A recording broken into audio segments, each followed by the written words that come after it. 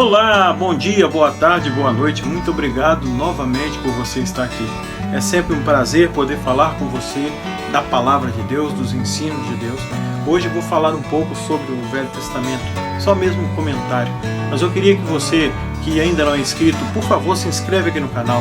Deixe o seu gostei, se lá no final você gostar do que eu vou falar. E também queria te pedir que você, se você puder, que você passe lá pelos comentários e deixe nem que seja um oi mesmo, um alô, qualquer coisa. Isso ajuda muito no engajamento do canal e a gente precisa de chegar a mais pessoas. Eu preciso também da sua ajuda. Por favor, se você puder me ajudar, não se esqueça, tá bom? Então, vamos embora pro vídeo.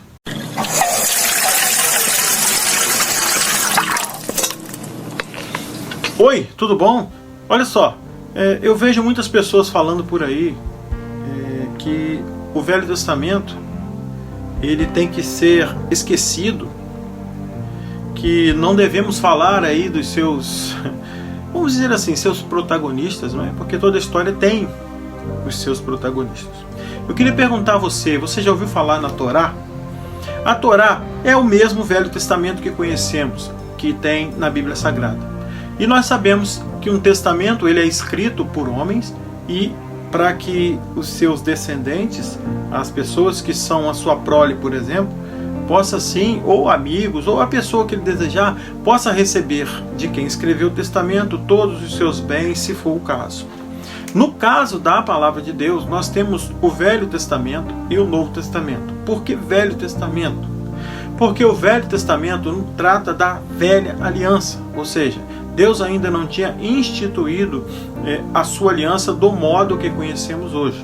Muitos têm tentado apagar aí a velha aliança, né, a chamada velha aliança, a Torá, de suas vidas, simplesmente porque uns não concordam com o dízimo, outros não concordam com os homens de lá serem testemunhas de alguma coisa para nós.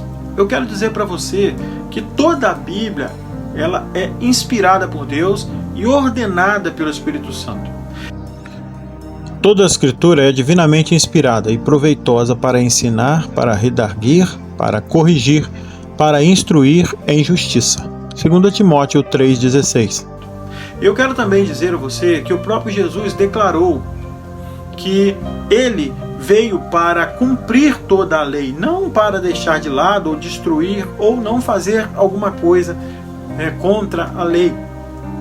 Não cuideis que vim destruir a lei ou os profetas. Não vim abrogar, mas cumprir. Mateus 5,17. Jesus Cristo, ele é a lei do modo certo de ser feita, de ser falada.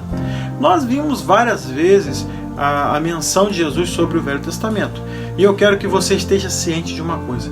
Quando você ouvir que a lei durou até João, eu posso dizer para você com toda clareza que naquele momento, quando o Evangelho foi pregado e começou-se a batizar, o significado da profecia era escrita na palavra de Deus como uma profecia eterna. Aquilo que a Igreja de Deus então seguiria.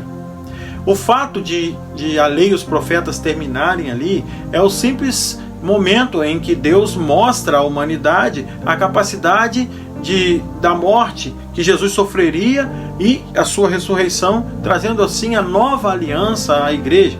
Porque a palavra de Deus também diz que o véu seria rasgado, foi rasgado de cima a baixo. Eis que o véu do templo se rasgou em dois, de alto a baixo, e tremeu a terra e fenderam-se as pedras. Mateus 27, versículo 51. Então, nós podemos perceber que o Velho Testamento, nós lá no livro de Hebreus, a gente lê que importa que a nova aliança, que o Novo Testamento, ele é mais importante do que o Velho, porque aquele que era velho então tornou-se sem poder, e o que se fez novo tornou-se poder dali em diante. Porque repreendendo-os, lhe diz: eis que virão dias, diz o Senhor, em que com a casa de Israel e com a casa de Judá estabelecerei uma nova aliança. Hebreus 8, versículo 8. Essa fala, abrangendo todo o texto, assim, muito resumidamente, você pode compreender, quando isso é falado, nós percebemos que o autor do livro ali de Hebreus, ele nos mostra que a nova aliança era a ação de graça, que Jesus então teria cumprido toda a lei para que você e eu fôssemos salvos. Mas se você perceber, a lei que foi esquecida, não esquecida, né? Mas que foi ali colocada como a velha aliança e a nova aliança, essa sim traria para a humanidade uma esperança, porque todos nós, pelos nossos esforços, jamais chegaríamos diante de Deus. Muitos ainda não acreditam nisso também. Aqueles que têm a Torá apenas como revelação de Deus, eles não acreditam em Jesus como Deus, e sim como um ser iluminado que apareceu e fez todas as coisas. O Novo Testamento, ele trata Jesus como o próprio Deus. Nós vemos isso em várias partes da Bíblia. Então, você pode perceber que essa questão, ela não é complicada simplesmente. Ela é uma questão, não é também uma questão momentânea, mas sim uma questão muito importante, muito relevante a ser tratada aqui. Eu quero dizer para você que o Velho Testamento, ele nunca vai deixar de ter poder sobre nossa vida no sentido de ensinamento, porque aquilo que o Velho Testamento trouxe para nós de ensinamento, ele serve hoje como testemunho daquilo que o Novo Testamento nos dá, que é a salvação, porque a salvação é sobre a vida de Jesus, vida, morte e ressurreição. A nossa salvação é pautada nisso. Aqueles que entendem isso, então, passam a praticar as leis do Velho Testamento. O resumo é o seguinte: amar a Deus sobre todas as coisas e ao próximo como a ti mesmo. E se você começar a perceber, todos os outros mandamentos dependem desses dois. Por isso, esse resumo. O resumo do Testamento, o resumo das leis, ele não é para que você destrua a lei. É simplesmente assim, para que você ame ao próximo como a si mesmo e a Deus sobre todas as coisas. É necessário que esses dois mandamentos gerem frutos. Porque para viver assim e fazer isso, você tem que gerar frutos disso. Você tem que colher as consequências. Uma delas, ser perseguido. Uma pessoa que vive confortavelmente hoje na sociedade depravada em que vivemos e não é perseguido, é porque alguma coisa está errada com a fé dele. E quando falo perseguido, não é ser perseguido com uma pessoa atrás de você, correndo atrás de você, não. É perseguido nos seus valores. Você hoje não pode mais falar sobre muitas coisas que a Bíblia manda você falar. Então, se você se cala por causa dessas coisas, você então não é perseguido. Você está confortável diante de uma sociedade. Jesus, ele veio trazer a paz, mas eu quero que vocês prestem bem atenção na paz que Jesus veio trazer. Deixo-vos a paz, a minha paz vos dou, não vou lá dou como o mundo a dá. Não se turbe o vosso coração, nem se atemorize. João 14, versículo 27. Viram? É assim que a paz de Jesus. Eu vou lá dou, não como o mundo a dá. A paz do mundo gera em você uma certa superficialidade. Você vira um meio crente, vamos dizer assim. Você não é autêntico naquilo que você se determinou a fazer. Essa superficialidade te deixa mais longe de entender a verdade. Você hoje tem muito claro aí a questão política. Hoje as pessoas vivem fora daquilo que Deus fala, simplesmente porque a desculpa é a política. Não existe um homem de Deus que não é político. Todos nós, de certa forma, participamos dessa política. Então, não há como viver fora da política. Se algum dia, como eu já ouvi tantas vezes pastores e líderes falar, não se pode misturar política com religião. Se você ouvir isso, foge dessa denominação, foge a passos largos. Porque o homem de Deus, ele tem resposta para tudo, porque quem dá a resposta para ele é Deus. Ele não precisa ficar preocupado com a questão da igreja. A igreja, ela é uma instituição divina. Ninguém toca na igreja porque ela é poderosa. Não é uma mera política que vai fazer com que a igreja se deságua, se derrube. Muito pelo contrário, a igreja é perseguida pelos políticos, aqueles políticos que são ditadores. E se a igreja colocá-los no poder através do seu voto, esses mesmos políticos vão fechar a igreja depois. Não há constituição que proteja a igreja. Se você não estiver firme com Deus, a igreja vai cair. Eu digo para você, não caia nessa, saia fora desse lugar. Essas pessoas não sabem o que estão falando. E se você acha que eu não sei o que eu estou falando, que você procure entender o que está sendo dito aqui, porque sempre haverá uma chance para aqueles que procuram conhecimento. O conhecimento é a chave, é a libertação. Para com esse negócio. Eu andei por muitos anos ouvindo esse tipo de líder. Não se envolve com política a igreja. A igreja é política. A igreja tem líderes.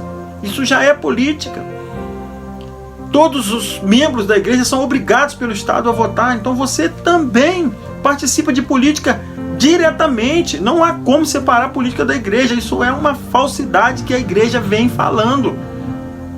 Tem denominações e pessoas que dizem que não, eu não apoio a política, mas a política, não é normal você apoiar a política, você tem que lutar por aquilo que você acredita. Para de inventar coisas na sua cabeça, para de ouvir pessoas que não vão te dar um futuro.